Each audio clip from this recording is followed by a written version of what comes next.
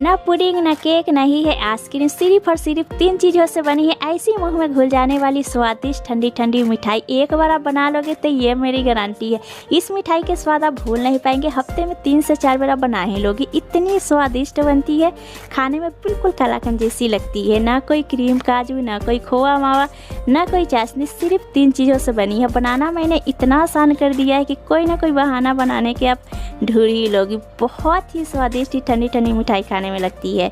तो चलिए रेसिपी हम शुरू करते हैं। Hello guys, good morning. Cook daily में आप सभी को स्वागत है। आज की रेसिपी पसंद आती है तो प्लीज़ मेरे चैनल को लाइक और शेयर कीजिएगा। इस चैनल पर आप नए हो तो सब्सक्राइब कर लीजिए, कमेंट जरूर कीजिएगा। तो चलिए रेसिपी शुरू करते हैं। बहुत ही स्वादिष्ट मुंह में घुल जाने वाली ठंडी ठंडी मिठाई बनाने के लिए सबसे पहले हमें चाहिए 2 कटोरी दही। तो यहाँ सिंपल दही चाहिए, बस घर के जमी हुई फ्रेश दही चाहिए। आप चाहे तो यहाँ फ्रेश दही मार्केट के जमा हुआ भी ले सकते हैं। यहाँ कोई भी घर के कटोरी चाहे कप आप सेट कर लीजिए, उसी अनुसार सारे मेजरमेंट यहाँ पर आप कर लीजिएगा। तो यहाँ 2 कटोरी दही हमें ऐसे नहीं लेना है, उसके लिए यहाँ पर आप लीजिए एक बोल। अब बोल के ऊपर लगाइए एक छन्नी, छन्नी के ऊपर एक कॉटन के कपड़ा, चाहे मलमल के कपड़ा, चाहे कॉटन के आप रुमाल छन्नी के ऊपर इस तरह से बिछा दीजिए। अब इसके अंदर डालेंगे 2 कटोरी दही। ये बहुत ही मिठाई टेस्टी बनती है, बनाने के तरीका बहुत आसान है, इसे कोई भी बना ले। अब बस चारों तरफ से कपड़ा के उठाएंगे, एक गांठ लगा देंगे। अब इसके ऊपर से खलबत्ते हम डाल रही हूँ, धीरे धीरे देखते जाइएगा, पानी पूरा निकल जाएगा। सिर्फ और सिर्फ इस तरह से हमें आधे घंटे के लिए छोड़ना होगा, इससे हमारा हंकट तैयार हो जाएगा, यानी गाढ़ा दही हमें मिल जाएगा। जो भी मिठाई बनाने वाले हैं परफेक्ट टेक्सचर और टेस्ट में बनेगी।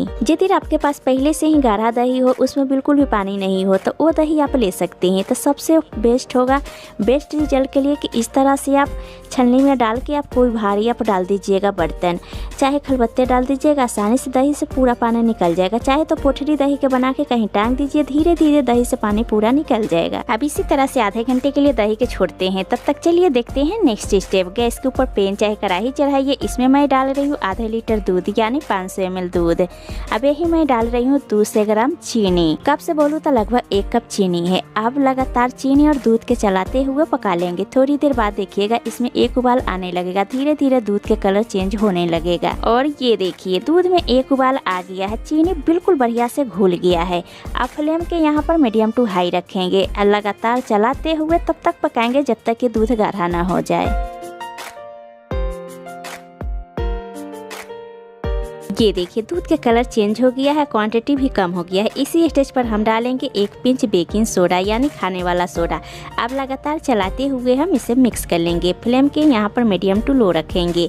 इसमें झाग आ गया है, आप देख सकते हैं। घबराने की कोई ज़रूरत नहीं है, जैसे से दूध पकेगा पूरी तरीके से झाग खत्म हो जाएगी। और ये देखिए इसकी कंसिस्टेंसी लग रहा है ना, बिल्कुल बाजार जैसी, बहुत ही बढ़िया से घर में तैयार हो गई है कंडेंस मिल्क।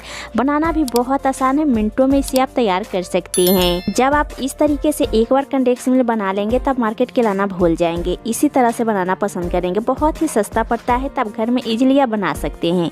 थोड़ा सा आपको कंडेंस मिल्क गाढ़ा हो जाए तो आप थोड़ा सा इसमें दूध मिला के इसकी कंसिस्टेंसी सही कर सकते हैं। अब पूरी तरीके से कंडेंस मिल्क ठंडा हो गई है, एक बोल में हम ट्रांसफर कर लेंगे। इसकी कंसिस्टेंसी, कलर, टेक्सचर आप देख सकते हैं, बहुत ही परफेक्ट आई है। अब बोल में पूरा हम डाल लिए हैं, एकदम मार्केट जैसा लग रहा है कंडेंस मिल्क, बिल्कुल तैयार हो गई है। अब चलिए हम दही के चेक करते हैं। और ये आप देख सकते हैं आधे घंटे बाद पूरी तरीके से दही से पानी निकल गया है, हमारा गाढ़ा दही बिल्कुल तैयार हो गया। जो यहाँ पर पानी बचेगा इसे फेंकिएगा नहीं।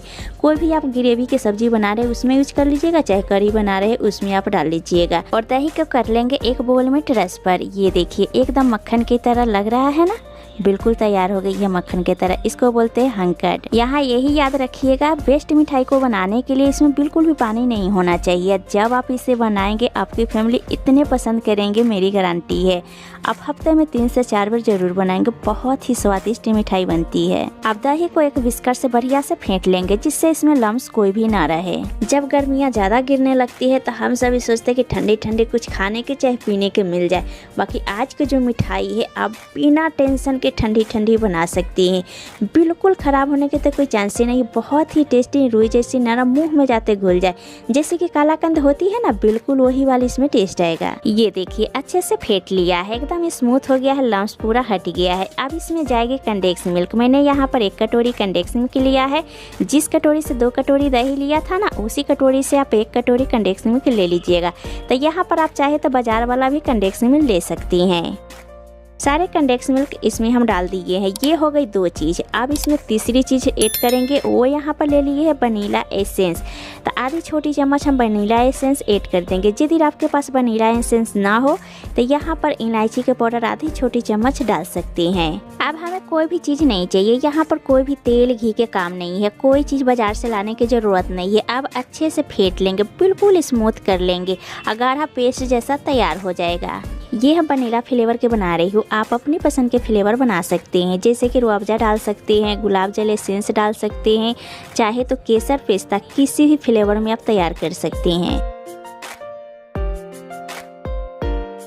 लीजिए फेंट करके हमारा मिक्स गाढ़ा हो गया है। इसकी कंसिस्टेंसी देख सकते हैं, परफेक्ट कंसिस्टेंसी की तैयार हो गई है। अब आप लीजिए एक केक टिन, चाहे तो यहाँ पर इस तरह के एक टिफिन भी ले सकती हैं। कोई भी यहाँ पर छोटा सा आपको बोल हो, उसमें भी आप बना सकते हैं। किसी भी स्टील के बर्तन में यहाँ पर आप बना सकते हैं। ध्यान रखिएगा गोल होना चाहिए। अब इसमें हम डालेंगे कुछ बूंद ऑयल के, अच्छे से हम ग्रीस कर लेंगे। अब यहाँ पर मैं ले रही हूँ एक बटर पेपर। आप सोच रहे हैं कि यदि मेरे पास बटर पेपर ना हो तो आप क्या कीजिएगा, बच्चे के ड्राइंग वाली सादे पेज आती है ना, वो आप ले लीजिएगा। गोल से में इस तरह से कट करके केक टिन में आप लगा दीजिएगा। तेल ऊपर से ग्रीस कर लीजिएगा। जब हम मिठाई के डीमोल्ड करेंगे तो आसानी से निकल जाए। केक टिन तैयार हो गई है। अब जो हम सारे मिश्रण तैयार करके रखे हैं ना भापा दही वाला, केक टिन के अंदर हम डाल देंगे। ऊपर से हम बराबर करके चिकना कर देंगे। ये जो बना रहे केक नहीं है, फूलेगी नहीं। अगर आपके बर्तन के साइज बराबर है तो कोई बात नहीं है। इसको हमें इसी तरह से स्टीम करना है, इसीलिए इसका नाम है भापा दही, यानी भाप में बनने वाला दही। थोड़ा सा इस तरह से हम टाइप कर देंगे, एयर बबल होगा से निकल जाएगा। अब इसके ऊपर कवर करेंगे। यहाँ पर लिए हैं फॉइल पेपर, इस तरह से हम लगा देंगे जिससे इसके अंदर पानी ना जाए। हमने फॉइल पेपर से कवर कर दी है। आप चाहे तो फॉइल पेपर के जगह स्टील के आप ढक्कन चाहे प्लेट से कवर कर सकते हैं। अब भापा दही के स्टीम करने के लिए यहाँ पर स्टीमर तैयार करेंगे। तो यहाँ गैस के ऊपर हम पहले से पानी गर्म होने के लिए हम रखे हैं। एक उबाल इसमें आ गया। 1 लीटर हम पानी रखे। ध्यान रखिएगा, थोड़ा पानी आप ज़्यादा करके रखिएगा। अब पानी के अंदर 1 कप रिंग कटर, चाहे इस तरह के प्लेट, चाहे आप कटोरा या पलट के आप रख दीजिए। अब धीरे से तैयार किया हुआ केक टिन हम रख देंगे। फिर लगाएंगे इसके ऊपर से ढक्कन लगाकर मीडियम टू हाई फ्लेम पर 15 से 20 मिनट इसको स्टीम लेंगे।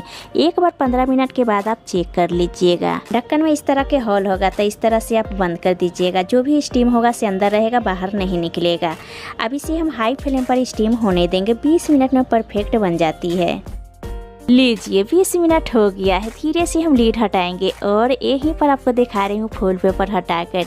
आप चाहे तो नीचे आप उतारकर फॉइल पेपर हटा सकते हैं। वाव, आप देख सकते हैं परफेक्ट तैयार हुई है मिठाई। अब यहाँ पर आप टूथपिक ले लीजिए, चाहे एक स्टिक ले लीजिए, चाहे यहाँ पर एक नाइफ ले लीजिए। इस तरह से आप डालकर देखिए। ये देखिए बिल्कुल क्लीन नाइफ निकला है। बस इसी स्टेज पर गैस के बंद कीजिए, अपनी मिठाई को निकाल लीजिए। इसी तरह से किचन प्लेटफॉर्म पर थोड़ी देर आप छोड़ दीजिए ठंडा होने के लिए।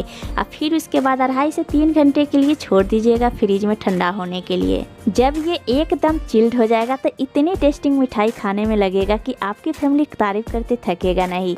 अब इसको हम इसी तरह से हम थोड़ी देर ठंडा होने देंगे। फिर उसके बाद हम फ्रिज में 2.5 से 3 घंटे के लिए रख देंगे। लीजिए 3 घंटे बाद फ्रिज से हमने मिठाई के निकाल लिया है। ये क्या परफेक्ट सेट हुआ है, आप देख सकते हैं बहुत ही बढ़िया से सेट हो गया है। आप लीजिए एक नाइफ, साइड से नाइफ इस तरह से फेर दीजिए, आसानी से डिमोल्ड हो जाएगा। केक टिन के ऊपर एक प्लेट लगाएंगे या केक टिन के हम पलट देंगे और थोड़ा सा हम इस तरह से थपथपा देंगे ताकि आसानी से हमारी मिठाई निकल जाए। बहुत सुपर डिलीशियस लग रहा है ना। अब इसके ऊपर से बटर पेपर हटा देंगे। एकदम मस्त लग रहा है ना पुडिंग है, ना ही केक है, ना ही आइसक्रीम है, लेकिन टेस्ट इसमें आपको सभी चीज़ों को आएगा, पुडिंग के भी, केक के भी और तो और मिठाई भापा दही के भी। अब इसे कट करेंगे। आप अपनी पसंद के शेप में कट कर सकते हैं। ये देखिए एकदम मक्खन की तरह कट रहा है, बहुत ही सॉफ्ट बनी है।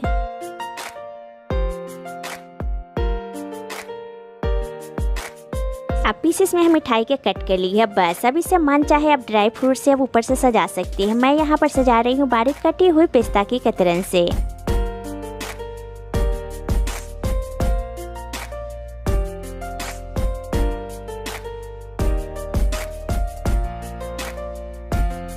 और थोड़ा सा सजा देंगे चेरी से, देखने में भी सुंदर लगेगा कि बच्चों को बहुत चेरी पसंद आता है। और थोड़ा सा गुलाब के पंखुड़ी से सजा देंगे। आप इसे जब मन चाहे तब बनाइए, खाकर मज़ा आ जाएगा। अब बनाने में कोई मेहनत नहीं है।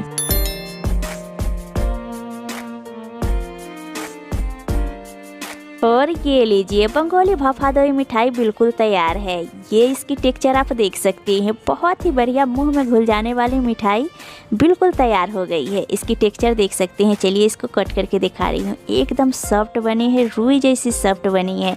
अब मुंह में जाते घुल जाने वाली मिठाई तैयार हो गई। खाने में बहुत ही टेस्टी लगती है। तो एक बार मेरे तरीके से ज़रूर बना कर देखिए। आप कब बना रहे हमें ज़रूर कमेंट कीजिएगा। एक चीज़ और बताना चाहती हूँ गाइस, जाने से पहले आप एक बात के और ध्यान दीजिएगा। आप जब भी दही लीजिएगा तो एकदम गाढ़ी लीजिएगा और यहाँ पर कंडेंस मिल्क इस्तेमाल कीजिएगा, तभी आपकी भाफा दही बहुत ही परफेक्ट बढ़िया बनेंगे। आप देख सकते हैं, देखने में बहुत ही सुंदर लग रही है। खाने में इसकी टेस्ट तो पूछिए मत, बहुत ही लाजवाब लगती है। तो एक बार मेरे तरीके से ज़रूर बनाइए। तो चलिए इस रेसिपी के एंड करते हैं। आज के भाफा दही बंगाली मिठाई की रेसिपी आपको कैसी लगी है? अच्छी लगी तो प्लीज़ मेरे चैनल को लाइक और शेयर कीजिएगा। इस चैनल पर आप नए हो तो सब्सक्राइब कर लीजिए, कॉमेंट जरूर कीजिएगा। फिर मिलते हैं एक नई रेसिपी के साथ। अभी के लिए बाय गाइस।